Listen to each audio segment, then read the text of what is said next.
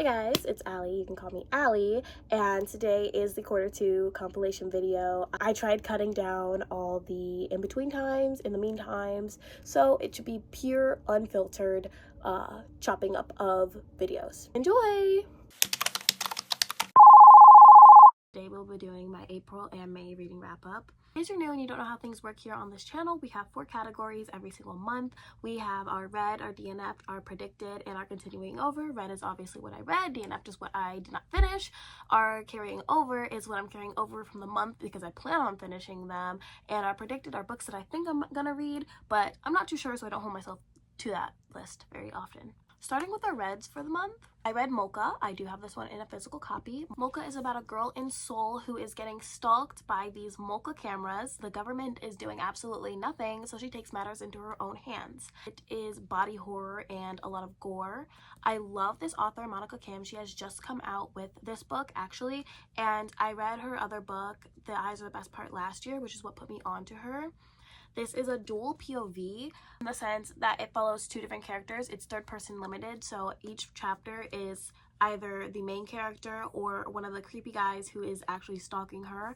And she is in a relationship, our main character is in a relationship with a really wealthy guy, and he is not as he seems. I definitely recommend this. I ended up giving this a 4-star. It was definitely extremely interesting to read, and it brought a lot of attention to the fact that the government's not doing anything about this in Seoul right now. Like, this is something that is happening, and this is why Monica Kim is writing about it. Trigger warning, of course. There is a lot of gory thing. People's appendages are getting cut off. I do think the writing is really simplistic in that it's super easy to understand, and I would consider this female rage. I really would. But I know there's a lot of discourse about what is considered female rage, so give this a go. The next book I read was Yellowface. Yellowface follows a white author who is trying to publish a book about Asian historical culture. Her book is a success, but the only thing is she stole the manuscript from a Chinese American friend of hers who she actually watched die. It's such a trip, honestly, because you're in her head and you're rooting for her, but at the same time you're like, this is crazy. You're literally stealing somebody else's work, claiming it as your own. It's just her trying to convince herself and the readers and everybody around her that she is in the right for stealing somebody's manuscript, but she doesn't want them to know that she stole their manuscript. So she's actually low-key a little racist, and I think this shines a lot of a light on people who are racist without being intentional. Like, people who are so ignorant and so unwilling to listen to the cause that they end up being racist, even if they are trying their hardest not to be racist. I rated this book 5 stars. I think the main character is definitely super aggravating. It's totally unbelievable the amount of times I'm just sat there like, what is this girl on? It's just, you have to read the book, but at the end it is so infuriating. It's so aggravating. The next book I read was such a quick read. It's called A Walk in the Woods. It's a meditation guide on how to just make your life a whole bunch more simpler. It was super cute. It used Winnie the Pooh as metaphors, and I think if you just need a quick read that kind of grounds you to reality, that isn't like a full story, I think this book is for you. I rated this 4 stars. I think it was a quick read. I read it when I went to bed, and I just enjoyed it. The second to last book I read was The Mad Wife. The Mad Wife follows a woman as she is going through pregnancy and postpartum depression. This is in the time period of like the 50s and 60s where women going through postpartum depression didn't really have a lot of support. Our main character is a housewife dealing with her son and postpartum depression as she moves and navigates through having new neighbors, and she's very intrigued about these neighbors. So our main character is going crazy trying to figure out what the issue is, and she's going through depression. We need to know about our past, and we need to know why these things were happening. We need to know what was happening back then, because it's not all peachy sunshine and rainbows. As happy as women seemed back then, they were definitely going through a lot of stuff. So I think I gave this 4 stars as well. And our last book for April is Paradise Rot. Paradise Rot, I don't really even know how to describe it. It is very erotic, but also not erotic at the same time. The main character lives in this old warehouse that has been transitioned into a regular house with her roommate, and there's basically no privacy in this house. Her and her roommate are getting extremely close, and they're blurring boundaries, and they're forming a codependent relationship that is not at all healthy. I want to read you the description of this book. A lyrical debut novel from a musician and artist renowned for her sharp sexual and political imagery. Jo is in a strange new country for university and having a more peculiar time than most. In a house with no walls shared with a woman who has no boundaries, she finds her strange home coming to life in unimaginable ways. Jo's sensitivity and all her senses become increasingly heightened and fraught as the lines between bodies and plans, dreaming and wakefulness blur and mesh. This debut novel from critically acclaimed artist and musician Jenny Havell presents a heady and hypersensual portrayal of sexual awakening and queer desire. This book was a quick read and it was really fun. It was very interesting. I was just sat there like, what the heck is happening the entire time? Let's talk about my DNFs for the month. I DNF'd one book. It's called The Shadows.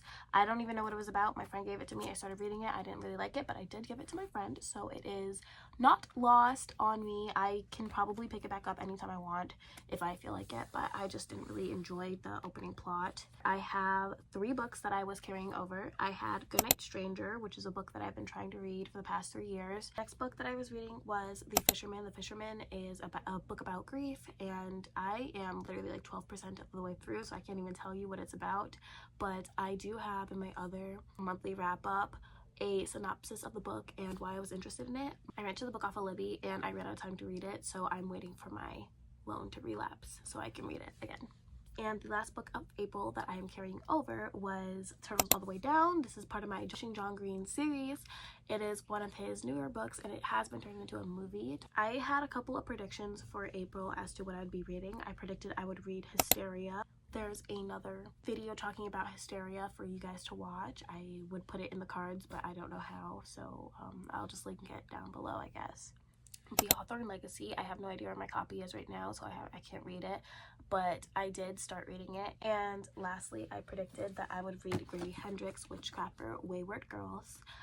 Witchcraft for Wayward Girls follows a pregnant 15-year-old in a home where she will carry her pregnancy to full term and then give her baby up for adoption before returning home so that nobody knows that she had the baby.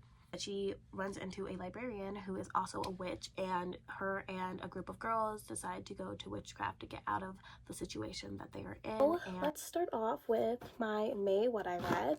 First book I read was Orbiting Jupiter. Orbiting Jupiter follows the main character who's getting a foster brother because his family is deciding to foster a very down on his luck child. The child has just come back from juvie for assaulting a teacher at his old school, and so now everybody at his school is being super prejudiced against him, and the main character is also being prejudiced against because that's his foster brother. Anyways, we follow the foster brother and the main character and the main character's parents on their way and a journey trying to find the foster brother's daughter. And it's just so surreal because the foster brother is only about 13 years old or 14 years old, and this child is almost 1 at this point. I think the book really does a really good job at representing very unfortunate situations and the foster system and a lot of prejudice. The prejudice for such a small book does feel a little bit heavily layered on, but I understand that the entire point of the book is to show how bonds can be formed through oppression and through negative situations. I ended up giving this book a 3.5 just because I feel like it was extremely dramatic for such a short book. It was only about 100 and something pages, and I feel like if we had a longer book, the amount of stuff that was crammed into the small book would make a little bit more sense. Next and final book I read for May was Witchcraft for Wayward Girls. I ended up giving this book a 5-star. As you know, I said I already had a 5-star. Witchcraft for Wayward Girls follows a main character who accidentally ends up getting pregnant because of a lack of education in her hometown. Her family decides to send her to a basically boarding school of sorts for other pregnant people where she will carry the baby for full term and then deliver the baby and then give the baby to a couple who might not be able to have children. It is a very emotionally abusive environment. It is very much medical abuse in a way, and she decides, her and a couple of other people in the environment decide that they're not going to stand for the abuse anymore and that they are going to use witchcraft, which they discover by going to a library where the librarian is a witch, to completely overhaul their life and escape from the negative situation in which they are in. I am a big fan of witchcraft and big fan of occult things. I love witches specifically, so I definitely had a very exciting time reading this book. And I think that this book, and I feel like I say this with all the things that I review, in which I'm like, oh, it does a really good job at, it highlights this, it really exposes this, but I think it does definitely do a really good job at adding a whimsical side and a very freaky side to the negative things that were happening to teenage girls who did not have sexual education back in the day. The book takes place in the 70s. And also, I feel like the witchcraft definitely plays a metaphorical and also physical role in representing feeling trapped in a scenario, feeling like you cannot escape. Oh, I forgot to show you the book. This is the book. Mine is a little bit warped and a little bit water damaged, but I do own the book physically, and I'm so glad I bought it. It was one of my more recent purchases. I think I bought it in April, but I'm really glad that I read it. I saw it and I knew I was going to read it. Let's move on to my DNFs. I have 2 DNFs. They are both DNF for pretty much the same reason. The first one is When the Crawdad Sings. I think that the book was really slow paced. I loved the movie, even though it wasn't my favorite movie, but I did actually really enjoy it. And the book, I feel like I'm going to have the same feeling, but it is just such a long drawn out book, and it really felt like there was a lot of filler chapters that didn't really need to be there. Like, if you took it out, you could still understand the book, and it would be probably at least a fourth less long than the book itself. And so I think I ended up DNFing it around 33% of the way because we were not getting anywhere. We were having nice flashbacks and also nice future scenes and investigation scenes, but it also still felt like we were still in the same place over and over, and pretty much nothing had happened. So I think I'm going to try and find this as a library book eventually. And the next book and last book I DNF'd for this month was A Little Life. It was the same issue, except I did actually want to finish reading the book. I think I would like to read it in physical copy. I just feel like I didn't understand what I was reading. That's the thing with ebooks I feel like I notice, is that it's definitely not the same as reading it on paper, and I know there are some very similar paper alternatives, and I'm going to look into those, but that's just how I felt about it.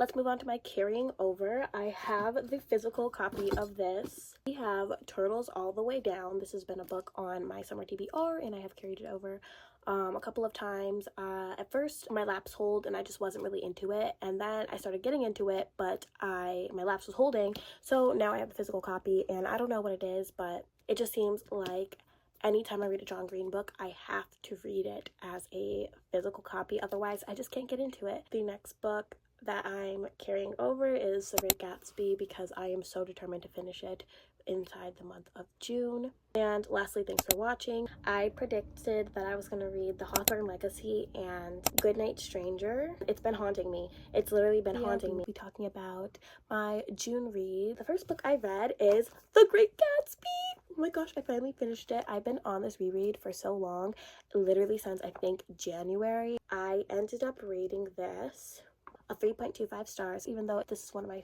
favorite classic literature. I'm going to look at some Penguin Classics and see if it's any better than this, but I absolutely despise this specific book. I hate how close the words are. It's just so annoying, and it was really giving me a run for my money. I was having so much fatigue. It strained my eyes. I have glasses, and I even read with my glasses on at some point, and it just did not help. The next book I read was Goodnight Stranger. This is the book that has been on my TBR for I think 4 or 5 years now. It follows 2 twins who are orphans when a strange man comes along and has decided that he is actually their brother, and they don't know if he actually is their brother, and their brother actually died when they were both newborns. I ended up rating this book 3.5 stars. I think the premise was so good, but there was just something a little bit lackluster, and also everything clicked a little too well for my liking. It was too convenient of a plot. The plot was definitely highly revolvent around them being in a small city, and a lot of the things that didn't make sense were explained away as them being on a small island. And I will say that this author did a very good job at making you feel like what the main character was feeling. I was anxious for the main character the entire time. Every time the main character was having a panic attack, I was also panicking with her. The next book I read was Hazelthorne. Hazelthorne follows Evander, who is locked in a house. He is supposedly a sickly child and is being taken care of by the Hazelthorne mansion owner.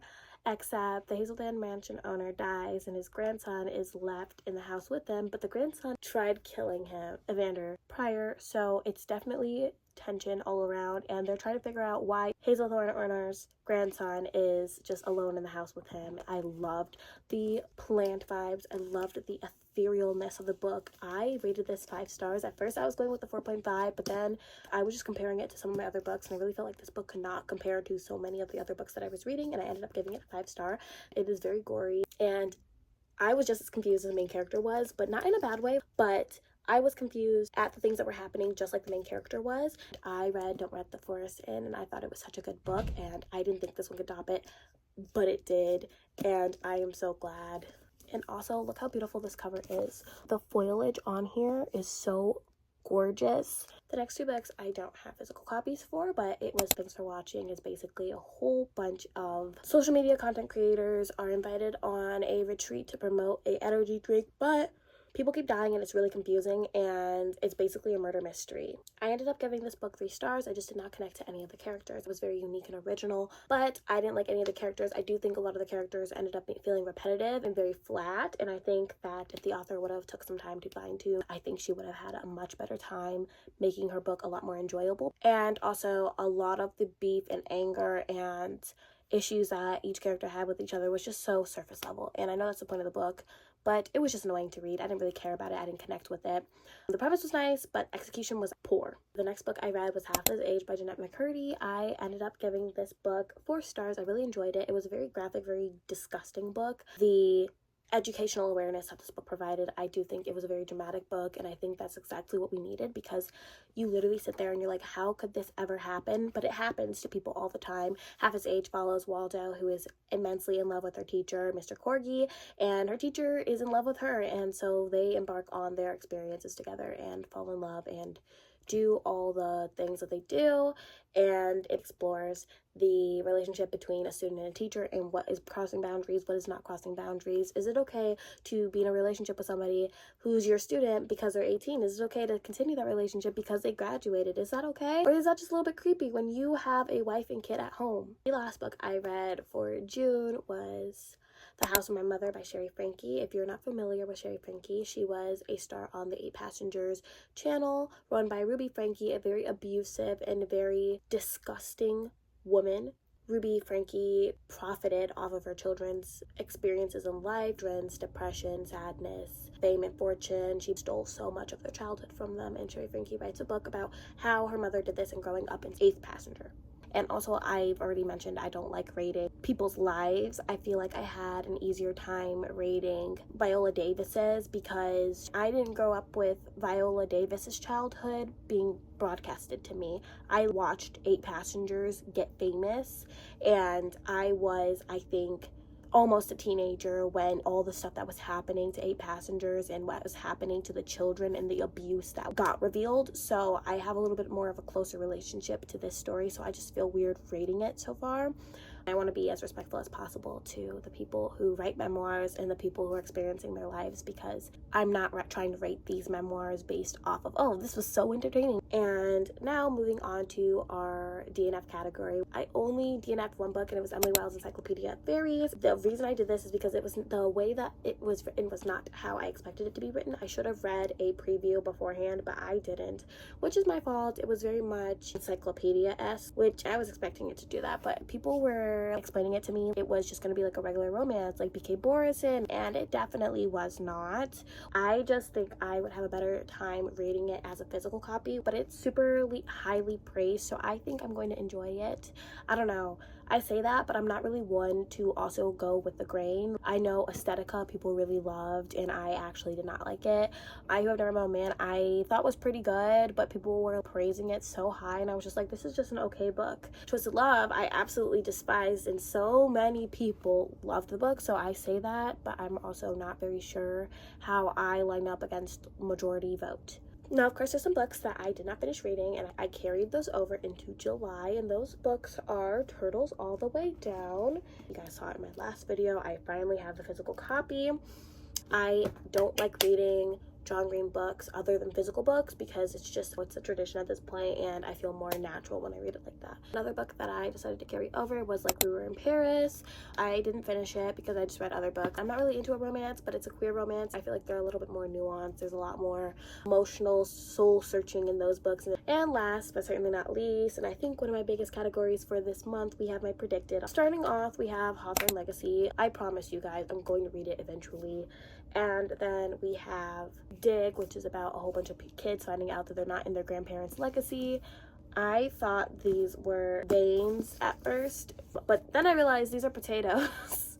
So I'm not as into it as I thought. The next book we have is Dumplin'. If you have not seen the movie, so good. I didn't even know it had a book, and I think I'm going to love the book even more.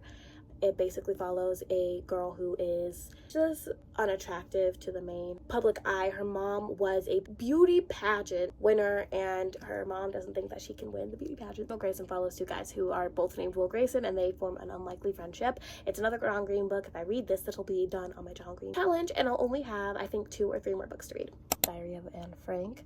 You guys know it, and I'm reading a translated version, I believe. This is another one of those books where I really want to be respectful of the author and respectful of the things that have gone into publishing this book and the reason why we had to publish this diary. We have Meditations. It is a journal entries from Marcus Aurelius, a Roman emperor, and he actually is dropping wisdom, and I'm like, what the heck, man? You're kind of right. And last but certainly not least, we're reading Maud, which is basically the story of a girl growing up in the 1900s as a housewife. It is the end of quarter 2. I wanted to do statistics. My most read genre is horror, 3 mystery and thriller, 4 romance, 5 lit fic, 1 classic, 2 memoirs, 1 self-help, and 6 horror books. In January, I read 5 books, February 4, March 1, April 5, May 2, June 6. I have currently read 23 out of my 35 book reading goal. At this rate, I will be done with 46 books if I keep up my current pace. According to Fable, I will be on track to meet my 2026 goal in October. My most read author is B.K. Borison, and my average rating is a 4. Anyways, guys, thank you so much for watching. So we will see you guys next video.